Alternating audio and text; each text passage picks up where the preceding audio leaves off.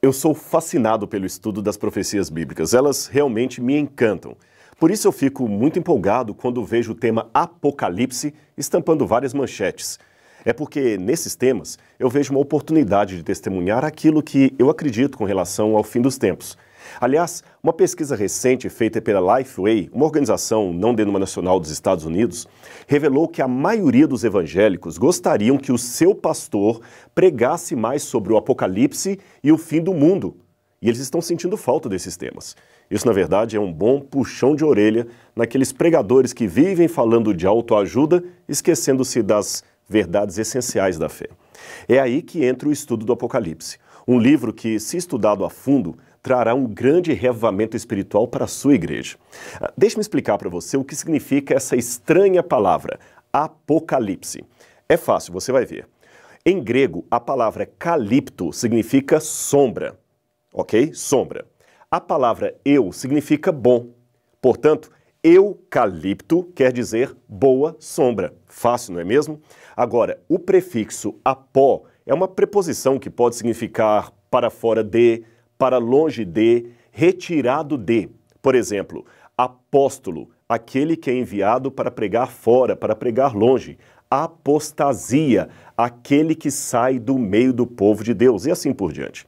Portanto, quando eu junto a palavra apó, para fora de, com calipto, sombra, você encontra o termo apocalipto ou apocalipse, isto é, para fora da sombra, para longe da sombra.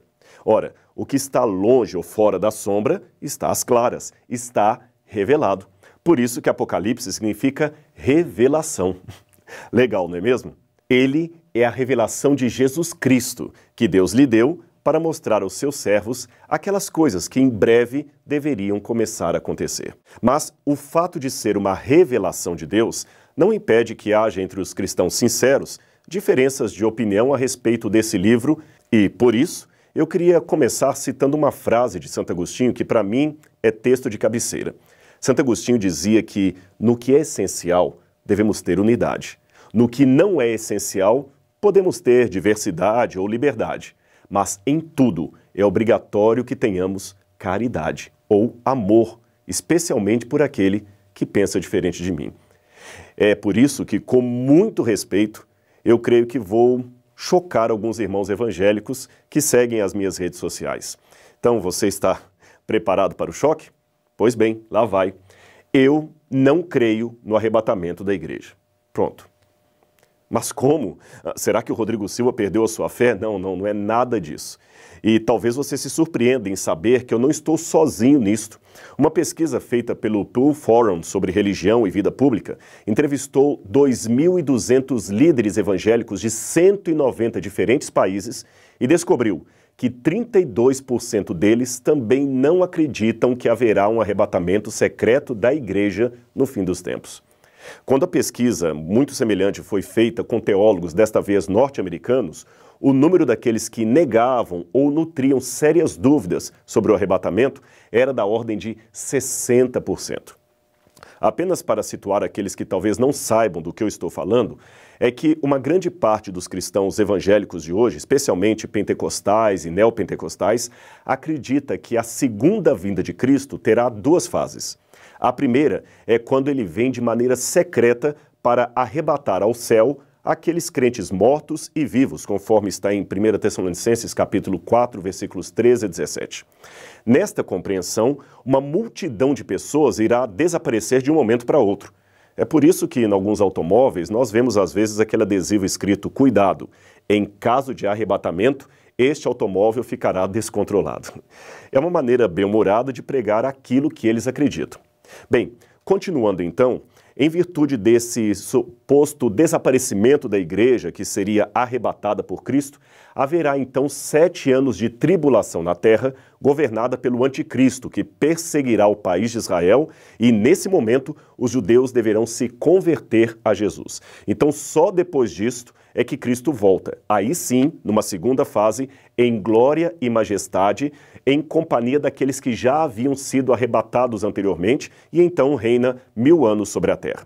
É mais ou menos isto que ensina o dispensacionalismo ou a doutrina do arrebatamento secreto. No entanto, talvez poucos saibam, mas apesar do fascínio que essa visão traz sobre muitos crentes, esta não é uma doutrina claramente encontrada na Bíblia Sagrada. E mesmo que você diga não, está assim na Bíblia, deverá admitir que desde que o apóstolo João escreveu o Apocalipse até o ano de 1830, ninguém jamais falou dela. Ou seja, tivemos 1800 anos de cristianismo sem que ninguém sequer ouvisse falar do tal arrebatamento secreto. Quem primeiro pregou isto foi John Nelson Darby, um pregador anglo-irlandês. E sabe onde ele se inspirou?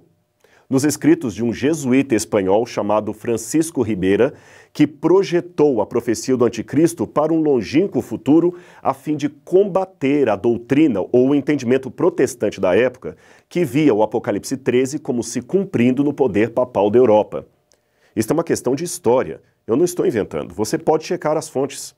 Os grandes reformadores, aqueles como Lutero, Calvino, Zwinglio, os irmãos Morávios, Wesley, nenhum deles acreditava no arrebatamento secreto da igreja. Pelo contrário, todos falavam apenas de uma única e clara volta de Jesus, que acontecerá em apenas um estágio e será visível e gloriosa em todo o mundo, e não num arrebatamento pré-tribulacionista. Somente no início do século XX é que essa visão do fim se tornou popular através da chamada Bíblia Anotada de Scofield e outros evangelistas. Agora, é estranho que uma doutrina assim tão complexa, tão bem elaborada como esta, e que seja supostamente bíblica, seja tão estranha na história do cristianismo. É estranho que nenhum servo de Deus a tenha percebido em 2000 anos de história da igreja. Uma vez um pastor evangélico muito consagrado a Deus, a quem eu respeito muito, me disse: mas Rodrigo, Deus tem de tirar o seu povo da terra antes que venha a grande tribulação. Veja, a história sagrada ensina que em todos os tempos, era ele argumentando, em todos os tempos de juízos divinos sobre as civilizações, Deus sempre livrou seus fiéis. Livrou Noé do dilúvio, livrou a Ló da destruição de Sodoma, livrou a Israel das 10 pragas que atribularam o Egito e prometeu livrar a sua igreja na hora daquela tentação que há de vir sobre toda a terra. Ele então citou Apocalipse capítulo 3, verso 10, que diz: eu te guardarei na hora da provação. Mas espere um pouco. Eu falei para ele então: pastor, guardar é proteger, não é retirar de um lugar para o outro. Em nenhum desses textos que você citou, Deus arrebatou o seu povo para não sofrer o juízo. Pelo contrário, ele os protegeu, mas não os tirou. Jesus mesmo orou ao Pai: não peço que os tires do mundo, mas que os livres do mal. Veja, Noé estava protegido dentro da arca, mas permaneceu em meio ao dilúvio. Ló foi tirado pelos anjos, porém correndo em meio ao fogo que caía, e ele não foi arrebatado secretamente. Os hebreus, é claro, foram poupados das pragas no Egito, mas continuavam na terra de Faraó enquanto as pragas caíam. Com muito respeito pelos que pensam diferente, eu digo que não vejo na Bíblia Sagrada nenhuma passagem que ensine claramente a volta de Jesus em 2 estágios, um secreto, o outro visível.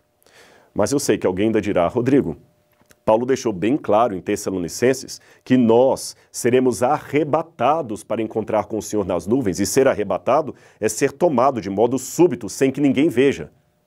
Ora, confira o dicionário e você vai ver que arrebatado não tem nenhuma conotação de ato secreto, nem em português, nem no grego, que era a língua original do Novo Testamento. Tanto é que a palavra harpazo, ou arrebatar, pode ser traduzida por roubar em Mateus 12, 29. E veja que ela claramente tem o sentido de algo visível, pois Jesus diz nessa passagem que ninguém consegue roubar ou arrebatar a casa do valente a menos que o amarre. Ora, se fosse algo secreto, o valente nem perceberia.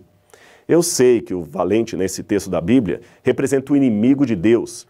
E como ser espiritual, ele tem que ser amarrado para que a igreja seja salva ou arrebatada.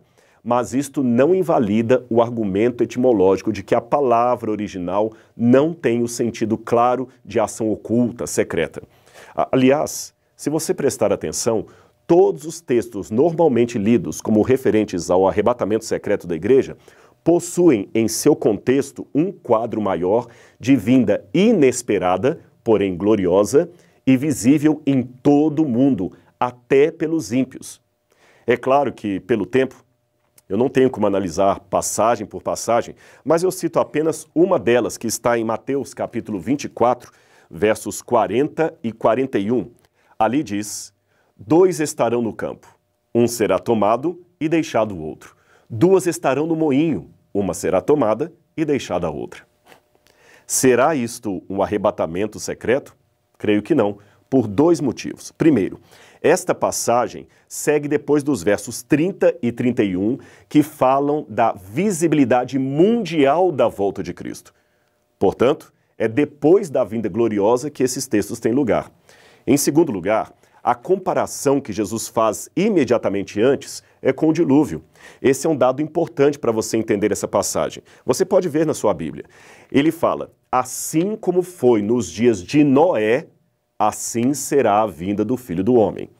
Nos dias de Noé, os homens não perceberam até que veio o dilúvio e os levou a todos. Note, os que foram levados pelo dilúvio são aqueles que se perderam. Aí ele arremata: do mesmo modo em minha vinda. Um será tomado e o outro deixado, ou seja, um será levado, como os antigos foram levados pelo dilúvio, e o outro será poupado, como poupada foi a família de Noé. Logo, a análise textual nos indica que os que são deixados são os que se salvam, e os que são levados são os que se perdem. Veja com calma na sua Bíblia e você verá que é isto mesmo. Agora, a despeito de qualquer discordância interpretativa ou teológica, uma coisa eu posso dizer com muita convicção. Independente da religião que você professa, ou até mesmo da ausência dela, pois muitos preferem não seguir religião alguma, eu espero que você concorde comigo pelo menos nisto. Jesus ama a mim e a você. E se formos fiéis a Ele, Ele voltará para nos levar ao reino que Ele mesmo prometeu. A sua promessa não falha, e o Apocalipse é a certeza que nós dois temos disso.